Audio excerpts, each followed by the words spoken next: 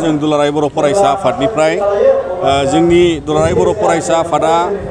20थि खेब जोङो बे बाराव नैबे बोसोराव 2022आव कमल कुमार ब्रह्म देरहासार बान्थाखौ बे सालबारिनि हायार सेकेन्डारि लांगोनायाव जोङो बेखौ गथायदों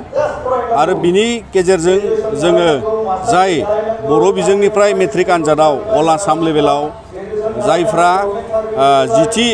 सारियाव बिथांमोनखौ टप 10 हिसाबै बा 10थि मासियाव आवग्रिनो हानाय फरायसाफोरखौ जोङो सायख'नानै बे बान्थाखौ होनाय जायो। दा बेजों जोंनि गुन गोनां सोलोंथाइनि जे दावगाथायाव दुलाराय बर' फरायसा आफादा 2006 मायथाइनिफ्राय बेखौ होबोबाय थादों। मानोना जोंनि फरायसाफोरनि रोंगौथिनि जे मोनसे मानदान्दाखौ जोङो थुलुंगा होनो थाखाय मान होनो थाखाय आरो बर' बिजोंजों फरायनानै जिउआव दावगानानै गेदेर सुबुं जानो थाखाय आरो सुबुं दोननि आंखालखौ सुफुंनायाव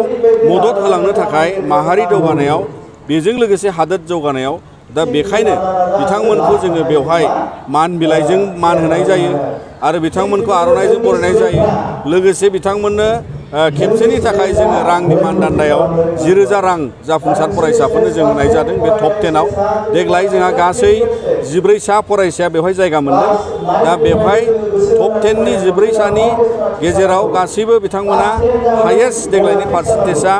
89 बा 89 जौखोन्दो जादों टप 10नि नाम्बार 1आ। दा गुबुन बोसोरावबो बेबायदिनो जोङो खालामबोदोंमोन, नाथाय देग्लायनि फार्स्ट पार्सेन्टेजआ एसे खमाव जों नुनो मोन्दों। नाथायबा जोंनि फरायसाफोरनि थाखाय बेखौनो जोङो हास्थायगोन जे बिथांमोना दिनै बर' बिजोंजों खस्थ' खालायनानै आरो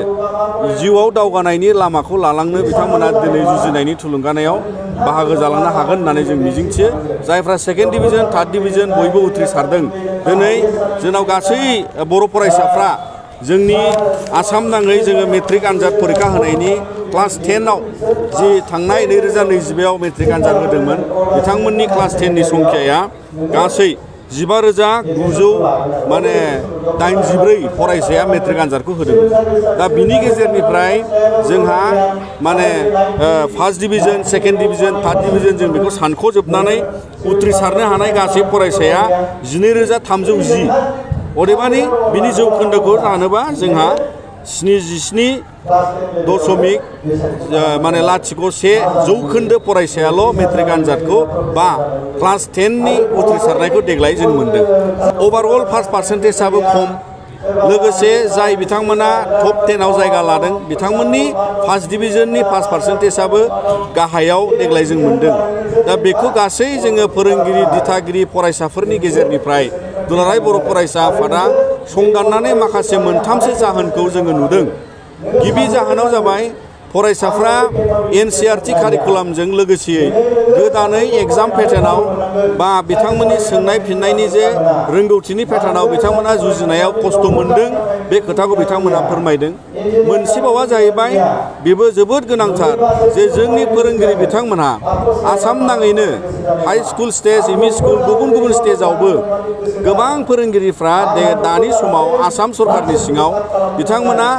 नन स्कलास्टिक एबा फोरोंनायनि बारगा, फोरोंनायनि अनगा गुबुन गुबुन खामानियाव बिथांमोनखौ लोब्बा खालामनायनि जाहोनाव गोबां क्लास खथि जादों। गोबां थाखो खथानि कारिकुलाम सिलेबास बादियै फोजोबनो हानाय हायिखौ लानानै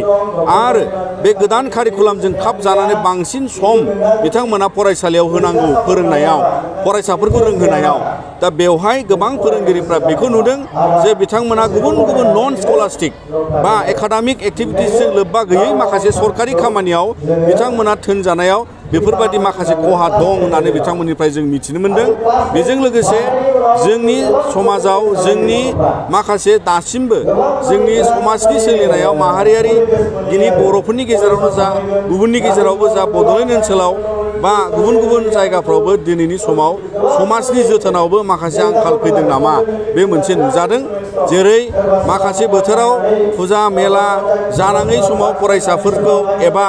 दानि समनि ससियेल मिडिया आरो गुबुन गुबुन बिजोंजों दिनैनि समाव फरायसाफ्रा लेखा फरायनायनि सम होनाय समा खम जादों नामा, बेवहाय मोनसे दिनैनि बेबादि मोनसे एसेसमेन्टआव जों मोनदांदों। दा बेनिखायनो जोङो खावलायगोन, सरकाराबो बिबान दं जे अभारअल आसामावबो बेबादि पार्सेन्टेजआ डाउन जादों, बड'लेण्डआवबो डाउन जादों, बर' बिजोंनाबो गाहायाव फैदों। दा बेखौ लाजोबनानै जोङो खावलायगोन जे आसाम सरकाराबो बा बड'लेण्ड सरकारावबो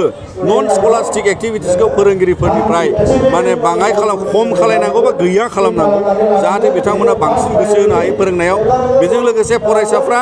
गावनि फराफारिखौ गोसो होनानै फरायनांगौ जाहाथे गोदान कारिकुलाम गोदान पेटार्नाव खाब जानानै बिथांमोना 100% बुजिनानै आनजाद उथ्रिसारनायाव मदद लानो हायो आरो बेजों मोजाङै पारफर्म खालामलांनो हायो आरो जोंनि आबहावाखौ बा समाज बिथिङाव जोंनि बिमा बिफा फोरोंगिरि समाजनि दैदेनगिरि लोगोसे गासै सानसुमै साननो हनो गोरों बयबो जोंनि सुबुंफ्रा जाहाथे जोथोन लायो फरायसाफोरनि गुन गोनां सोलोंथाइ मोननांगौ आरो जिउआव दावगानायाव नोंथांमोननि मददजों नोंथांमोननि गेजेरजों गासैखौबो जाहाथे जोंनि फरायसाफ्रा उन समाव बेबादि गोहोम गोनाङै बड'लेण्ड जौगानाय हादोर जौगानाय आरो बेबादि बिथांमोना गाव गावनि जिउआव जाफुंसार जानो हायो बेखौ जोङो दिनै मिजिंथियो आरो कमल कुमार ब्रह्म देरहासार बान्थानि गेजेरजों जों अराय फरायसाफोरखौ मान होलांगोन आरो बेबादिनो थुलुंगानायखौ जों गायसनलांनो नाजागोन जोंनि केलेन्डार बा दानि समाव आसाम स्कुल एजुकेसन बर्ड जाफैबाय आरो बेयो इनक्लुसिभ हायार सेकेन्डारि स्टेन्डार्डसिम दा निउ एजुकेसन पलिसि बेखौ क्लाब खालामनो नाजादों आरोबाव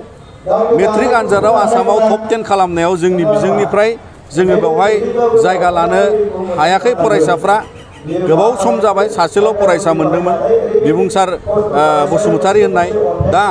दिनैनि समावबो जों सानो फरायसाफोर आरो जोंनि स्कुल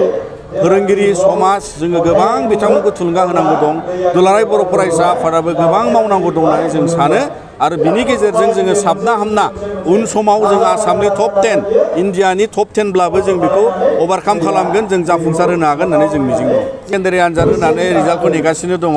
जोंहा बर' बिजोंजोंबो हायार सेकेन्डारि आनजाद होनाय आर्ट्स स्ट्रिमाव फरायसाफोर दङ आरो बेखौ नोजोर बोनानै जों आसा खालामो बिथांमोननि जे फोरमायथि बा रिजाल्ट ओंखारगोन बेवहाय बयबो मोजाङैनो उथ्रिसारनो हागोन आरो गाव गावनि जिउ लामायाव बिथांमोना दावगानायाव मदद मोनगोन होननानै जों मिजिंथियो